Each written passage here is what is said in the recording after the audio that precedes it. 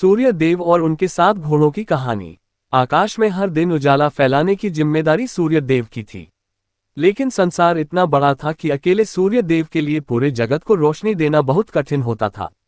तब ब्रह्मा जी ने सूर्य देव से कहा, हे सूर्य, तुम प्रकाश के देव हो। तुम्हारी किरणें संसार में जीवन भरती हैं। इसके लिए तुम्हें 7 विशेष घोड़े दिए जाते हैं। ये घोड़े तुम्हें दिन भर चलने की शक्ति देंगे। सूर्य देव ने नम्रता से प्रणाम किया और देखा, उनके सामने 7 तेजस्वी घोड़े खड़े थे।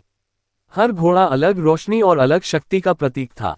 ब्रह्मा जी ने सूर्य देव के रथ की ओर संकेत करते हुए कहा, ये घोड़े दिन के बदलते समय के साथ दुनिया को रोशनी, गर्मी और शांति देंगे। पहला घोड़ा गायत्री। सुबह होने से पहले जब चारों तरफ हल्का अंधेरा होता है, गायत्री घोड़ा सबसे पहले आगे बढ़ता है। इससे नर्म और मीठी रोशनी फैलती है। पक्षी जागते हैं, हवा शांत चलती है और लोग नए दिन की शुरुआत करते हैं।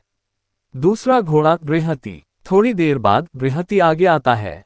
जैसे जैसे सूर्य ऊपर उठता है, उसकी चमक बढ़ती जाती है। बृहति दुनिया को संदेश देता है, दिन शुरू हो चुका है, श्रम करो, कर्म करो। तीसरा घोड़ा उष्णिक। दोपहर करीब आते ही उष्णिक सूर्य देव के रथ को खींचता है। इससे गर्मी बढ़ती है, खेतों में पौधे भोजन बनाते हैं और धरती ऊर्जा से भर जाती है। उष्णिक कहता है, मेहनत का समय यही है।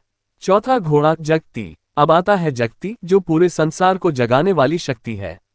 इसके आगे बढ़ते ही मनुष्यों, जानवरों, पेड़ों सब में नया जीवन दौड़ता है। जगती कहता है, जीवन चल रहा है, आगे बढ़ते रहो।